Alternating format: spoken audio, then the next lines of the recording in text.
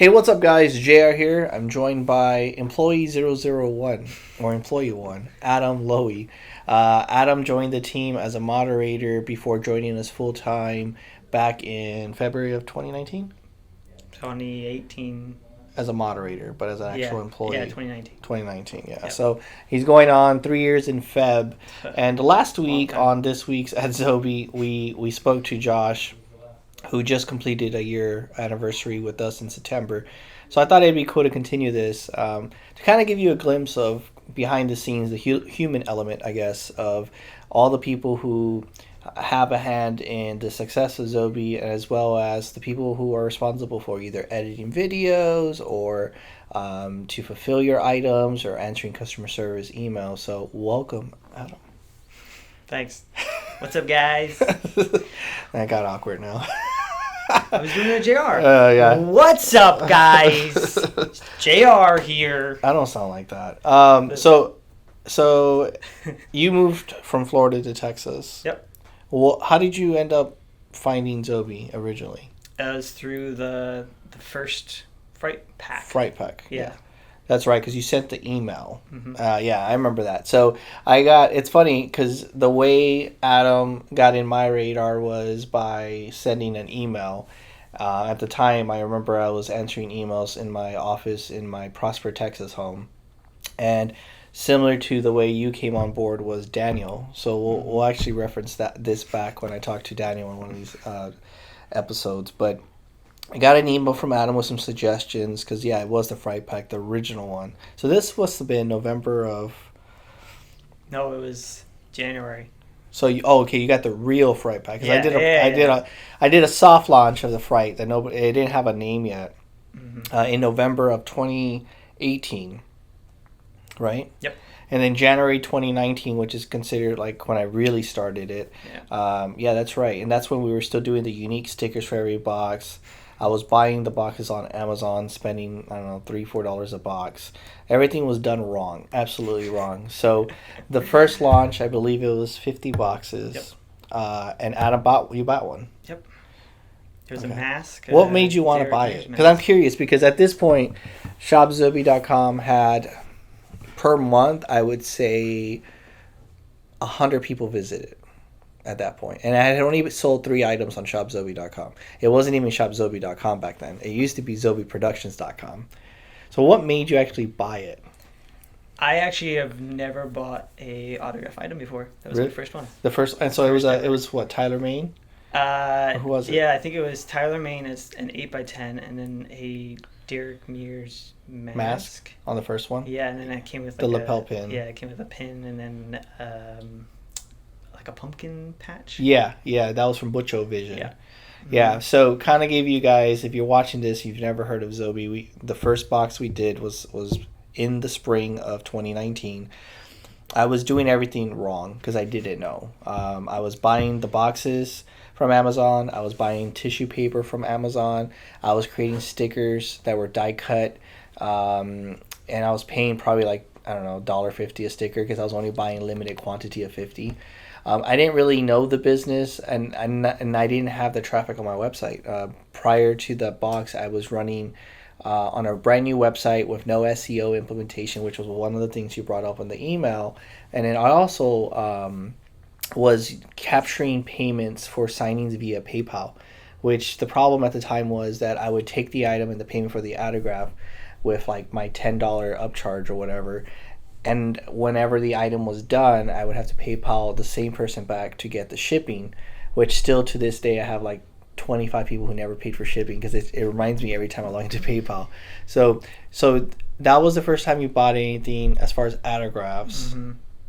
And then what made you write that email? I'm curious. I don't think we ever talked about that. I was at a job that I wasn't really seeing a future in. And I wanted to get into a new field. Collectibles, memorabilia. Well, not just that, but also like web design. Because I did a little bit here and there. The boutique, right? Yeah. It's like a clothing boutique. Yep. Yeah, kind of tell them, like, what was your job at the time? I remember this now. All I did was do inventory management for a small boutique in Florida. Yeah. Yeah. It was a woman's boutique, Yep. right? So you It got was. familiar with all the how to like take It was. photos of everything. Yeah, I had to do a lot of photo shoots actually with some of the models, but it was, Yeah, this is way different, huh? yeah. So definitely. now Now it's all that dudes. yeah, now that it's like Sad. it's been a few years and you've kind of seen the first box that we ever did to now, what's the biggest change? Like, what are some of the biggest changes you've seen? Quality, Yeah, yeah. big difference in quality. And at the time, I thought I was the shit. I thought at the time I was doing so cool. Like, I thought I was like, oh, this is really top notch quality stuff. The way that how do I phrase this? The way we are seen in a box, where the like marketing is more on point, where you see it's not just a autograph box, but it's a Zobie box. Yeah. It's a lot more Zobie exclusive items, not just.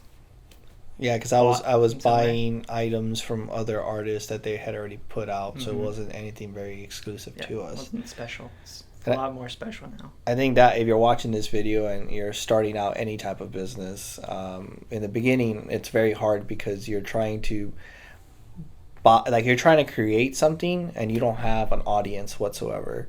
And I think that's like where if I went back, I would have probably focused more on audience building and building a connection with the audience and then launching something that catered to that audience as opposed to trying something and then building the audience. Because I remember one of the first things that I was so frustrated behind the scenes was that nobody knew we had a mystery box, but also nobody from the anime world followed us at all. We had no people looking at us. And I can see back in 2018, before it got really popular in 2019, was the Funko Pops.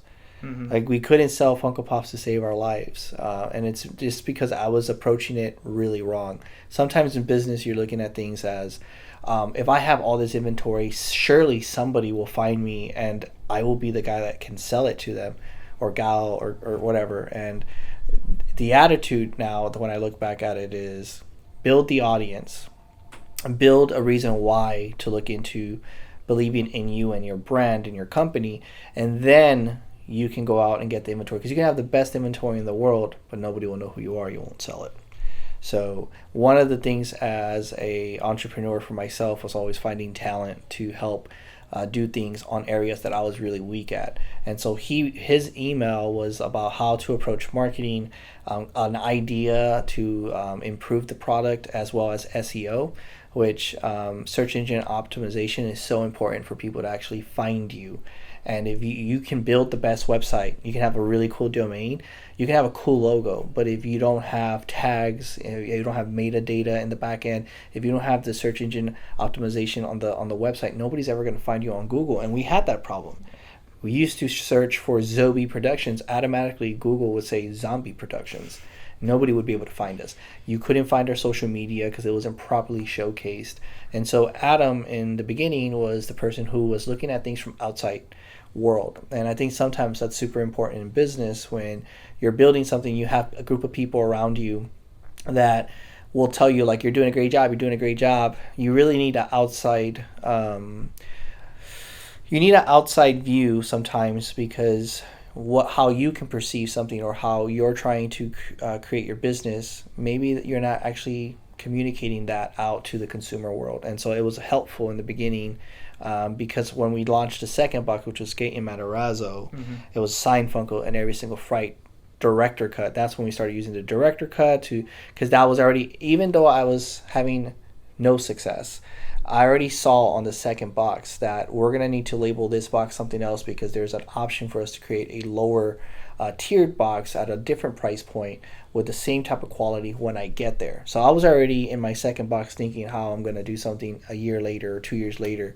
And I wouldn't be able to do that if I wasn't getting outside perspective, because you were a first mod and then we added multiple mods after that. Josh was probably the second one. I think so. Josh was the second mod, and so now they're like here in Texas and Houston, Texas with me, and they're important roles as far as how you guys, when you call in, fulfillment, all that, that's these guys. So I said it in last week's episode when somebody tags me on the community, says like, oh, I got this, thank you, JR. Like, I don't package the items. These guys are the ones that package it. These guys are the ones that are fixing the issues when they arise. They're the ones making sure that they're pulling the items for either like eBay or the auction house or shopzobie.com. So these guys are really the ones that are doing the day-to-day operations for the business. So now that Fright was the first autograph collectible, how does your autograph collector's mindset is like? What are you collecting right now? Actually, it's a lot of 11 by 14s of just various pop culture celebrities. What's been your favorite item you've obtained? Actually, it's not going to be a photo. It's going to be a Justin Roiland Rick and Morty Funko Pop. The Funko Pops, yeah. That was like the signing we did at Indianapolis one year. Was it the second version? Because we did 2 signings. I think it was the first signing. First signing? So that was back. I think I was at the end of 2019. Yeah, so it's been a while. I would love to do another signing with him, actually. So now that you've been here and you've kind of seen like how we started and where we're at now, what is the one common misconception that like the community or people outside of this building have that you're like, that's not right, or that's not like the way it is really? Like, can you think of anything? I asked Josh this, and he said that the hardest thing for him was the customer service aspect. Because his mindset was that people think that like, hey, I sent this item, is it there yet? And he's like, little do they know that there's like 200, 300 packages a week coming in. That is a good one. Yeah, that was his first one that came to mind. I mean, usually the biggest misconception is that we are a lot bigger than what we are, where there's hundreds of employees, where there's only 25 of us. Yeah. And it does take a lot of task juggling. Yeah. We're all need to be great at everything here. Yeah. And I think that's what we always try to achieve. Yeah, I think that's like, so Adam could be one day doing fulfillment for a Shop Zobie, but he can be leading the team to roll out mystery boxes, like actually fulfilling the boxes, like putting the stuff in the boxes or building the boxes, to where like, hey, make sure we are able to send a mass email. So here you have to have multiple skills. If you're used to in a regular job, like I remember at Target, I used to be a backroom guy. We would scan the stuff in inventory and scan it out, and that was all I did. Whereas here, most people have 4 to 6 different projects that they're operating or overseeing. So that's like the one thing. Yeah, I would say that too. Yeah. I think sometimes people think like we're like running an Amazon fulfillment center, and it's like one person who's editing your videos is probably fulfilling your eBay, and is also probably in charge of like overseeing all the spelling or bad English on my part on flyers or even emails that I send out. So it's definitely multiple hats with the people we've got. Mm-hmm. What else comes to your mind?